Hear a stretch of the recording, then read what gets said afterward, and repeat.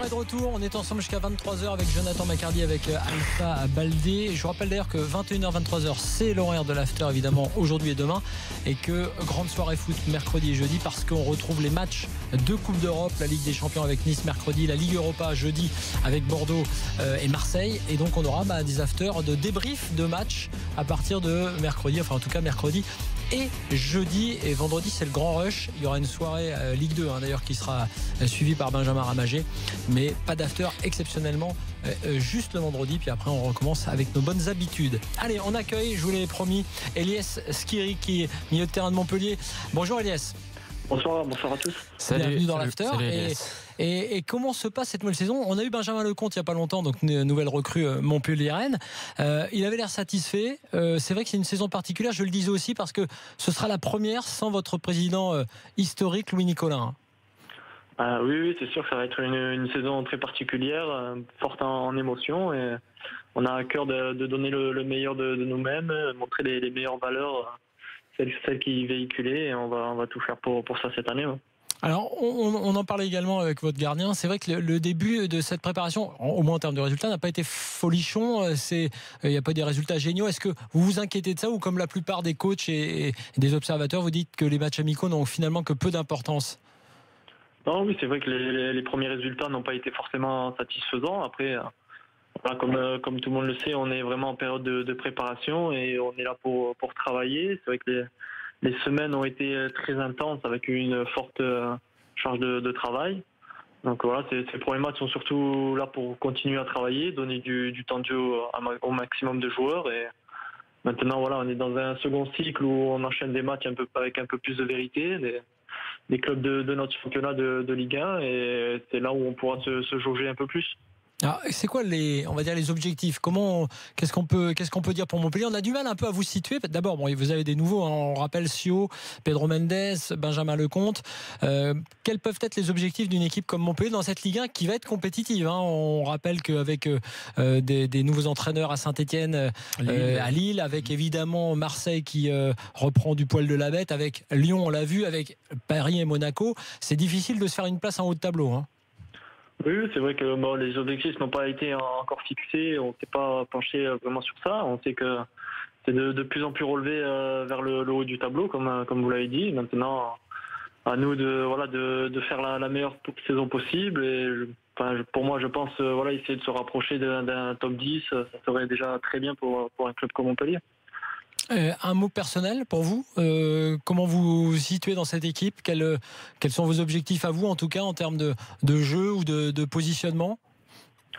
Oui, c'est vrai que je sors d'une saison assez pleine où j'ai joué quasiment tous les matchs.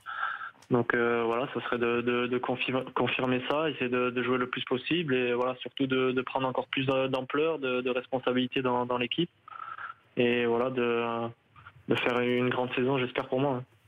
Et bonsoir Elias, Bonsoir. déjà bien adapté dans l'entrejeu malgré ton jeune âge, et aujourd'hui, est-ce que la perte de Nicolin va vraiment vous servir de challenge et de booster comme ça pour la saison à venir, ou c'est juste une façon de se motiver comme ça entre vous dans le vestiaire?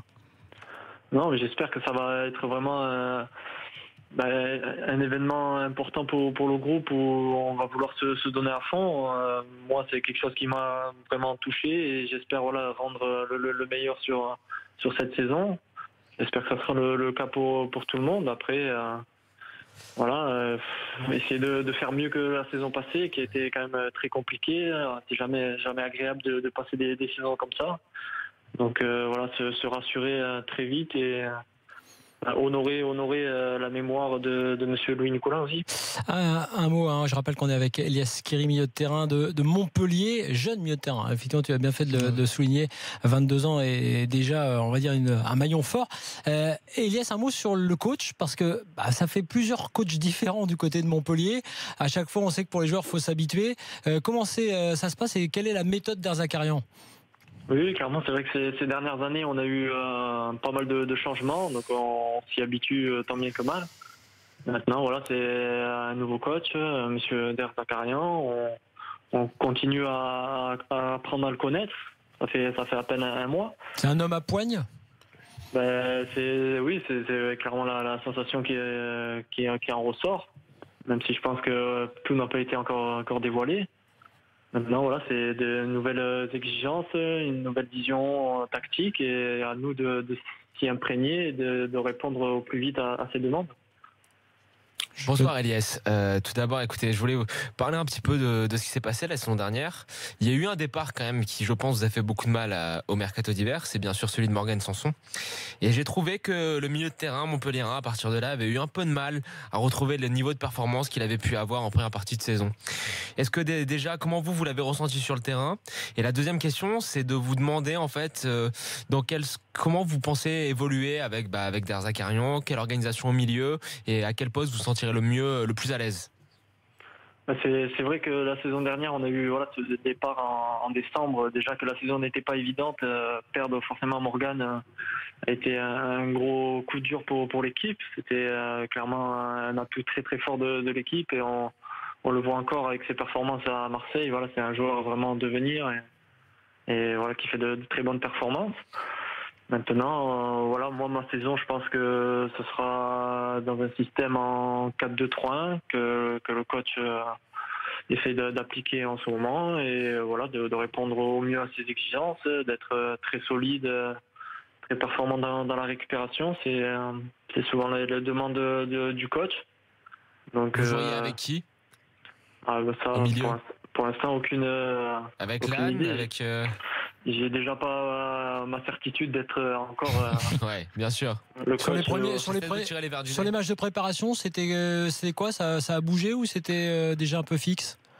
Il y a eu quelques changements, selon des pépins un peu de préparation pour reposer parfois certains joueurs. J'ai été associé avec Paul Lannes, avec Stéphane Cessignon. Et voilà, il y a eu récemment une recrue encore à ce poste, donc rien n'est définitif, et le coach nous l'a clairement dit qu'il faudra tous se remettre en question à chaque fois pour être titulaire. Ouais, il a bien fait son job, puisque si vous ne savez pas qui va être titulaire, c'est qu'il vous met tous sous pression pour l'instant, en tout cas. Je mets une petite pièce sur Elias et Paul Lannes. Ah ouais. C'était plutôt Cessignon. Mais j'ai l'impression que si on joue à deux au milieu. Un dernier mot, Elias, avant de vous libérer, sur la sélection tunisienne. Et on me demande d'ailleurs, Fratoun me demande sur le hashtag RMC Live, est-ce que vous avez fait votre choix, entre guillemets, définitif? Clairement non, le choix n'est pas fait. C'est vrai que j'ai eu pas mal d'approches de la sélection. J'ai été un peu clair en disant que j'avais vraiment besoin de temps. La saison passée, c'était vraiment ma seule et on va dire première saison en Ligue 1, donc j'étais encore en train de me jauger, et voilà, j'espère voir un peu ma progression et comment je peux envisager mon avenir. Je renchéris là-dessus. Est-ce que si c'était l'équipe de France qui s'était proposée avec la saison que vous avez faite du côté de Montpellier, vous aurez demandé du temps encore avant d'aller en équipe de France? Cette question ne se pose pas, parce que c'est pas forcément le cas, mais c'est vrai, c'est des questions un peu que je dois me poser. Est-ce que c'est un choix de cœur ou un choix un peu footballistique? Moi, je juge que j'ai pas pris ma décision et que je suis pas prêt à aller en sélection pour l'instant. Maintenant, ça peut vite évoluer aussi. Elias, il faut éclaircir ce que vous venez de dire. Vous avez dit ça, c'est soit un choix de cœur, soit un choix politique. Qu'est-ce qui serait le choix de cœur et qu'est-ce qui serait le choix politique? Non, pas politique, j'ai dit un choix sportif. Sportif, ok, j'ai cru mal comprendre. Okay. Alors qu'est-ce qui serait le choix de cœur et le choix sportif? Le choix de cœur, c'est la Tunisie, le choix sportif, c'est l'équipe de France? Non, pas forcément. Vous savez, moi, je suis né en France et j'ai vécu qu'en France. J'ai connu que la France, donc c'est difficile. Moi, je me sens clairement totalement français même. Et maintenant, c'est bien. Il y aura un choix à faire, et il faudra que je m'y tienne et m'y donne à fond. Ok, merci en tout cas, Elias, merci pour votre réponse et bravo pour la saison passée. Il va falloir rééditer ça avec Montpellier cette saison. Merci à vous, bonne soirée. Merci beaucoup, merci, bonne soirée à vous. Pierre est avec nous, supporter de Montpellier. Salut Pierre. Merci. Oui, salut. Alors Pierre, qu'est-ce que tu as entendu Elias Skiri? C'est vrai que là aussi on est un peu comme avec Rennes, pas d'objectif fixé, on a du mal à savoir un peu ce que vaut cette équipe de Montpellier, même s'il y a eu des recrues. Quel est toi ton sentiment? Mon sentiment, il est assez mitigé. Je pense que ça va être une saison assez difficile. comme la précédente. Il n'y a pas beaucoup d'éléments positifs, je trouve, dans cette intersaison. Je dirais les deux seuls éléments positifs, c'est déjà Benjamin Lecomte. Oui. Je pense que c'est une bonne recrue, c'est quelqu'un déjà qui rassure déjà sur les matchs amicaux, il est quand même rassurant, il a un bon jeu au pied. Donc c'était pas évident parce que voilà, ça s'est pas super bien terminé avec Jourdain et Jourdain qui, à part la saison dernière, avait quand même un bon gardien chez nous. Donc c'était vraiment un poste, en plus c'est un poste délicat, le poste de gardien, donc bon déjà ça c'est une bonne chose. Mais après il y a beaucoup d'incertitudes parce que on a perdu notre buteur. Mounier est parti. Ouais. Et mine de rien, il a marqué. C'est vrai 14 que, buts. disons que tu perds entre Sanson en décembre et Mounier cet été. C'est vrai que derrière, Sio, j'ai un peu peur. Hein, Sio, il y a aussi le petit Porson Clemente qui était assez prometteur quand il était à l'OM, qui a un peu pété un câble au moment où il a signé son contrat pro. Je pense qu'il s'est un peu perdu, mais c'est un beau potentiel. Après, si Marseille le garde pas. C'est pour des raisons de comportement principalement, Pierre. Mais par exemple, Bielsa comptait sur lui. Ça peut donner une indication. Bon, Pierre, écoute, on ne te sent pas super rassuré, mais ma foi, c'est comme ça. Bonne saison avec Montpellier, en tout cas. Ouais, il y a beaucoup de joueurs blessés là. Actuellement, on a beaucoup de joueurs blessés dans l'effectif. Il y a des joueurs qui sont comme Congrès qui sont pas du tout à l'aise en ce moment. Il y a des joueurs comme Cessignon qui apparemment veulent partir. Au milieu de terrain, clairement au milieu de terrain, on n'est pas bien là, parce que apparemment, j'ai l'impression que Michel Derzakarian souhaite jouer avec 2 milieux de terrain seulement.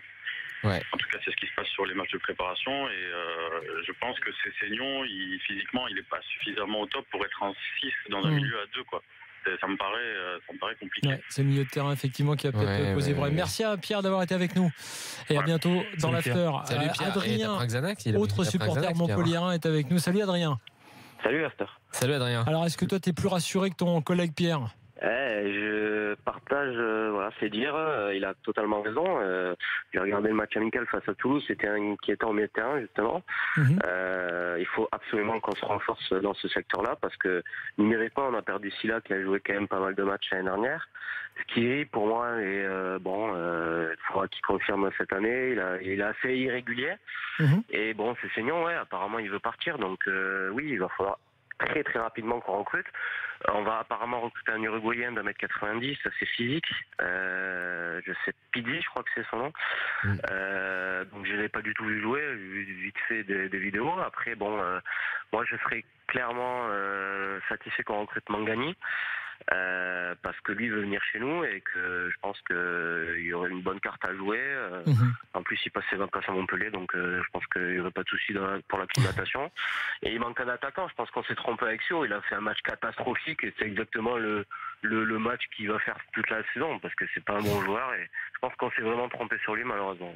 Bon, ok, merci Adrien en tout cas d'avoir été avec nous. C'est vrai qu'on va scruter ça. Je pense que le résumé est assez bon. C'est qu'il y a des blessés, il y a un bon gardien, ça fait partie des bonnes choses. Et après, attention devant parce que on va voir ce que donne l'Uruguayen, mais ça va être compliqué. Parce que là, à l'inverse, il y a certaines équipes qui font vraiment l'effort pour marquer. Je pense même on va reparler de Saint-Etienne demain, au moins qui tentent des coups. Mais Montpellier, ils ont tenté un coup avec Sio. Je suis pas certain qu'il soit effectivement payant, mais enfin, on va laisser la saison débuter. Dans quelques instants, un point Ligue 2. Et oui, la Ligue 2 reprend vendredi. On sera avec Benoît Boutron. On va vous donner tous les enjeux de cette nouvelle saison. Et puis dans la deuxième heure de l'after, on va reparler de Benjamin Mendy. On va parler de Jean-Michel Aulas et beaucoup de l'Olympique lyonnais, supporter lyonnais. Vous pouvez nous appeler au 32-16. À tout de suite.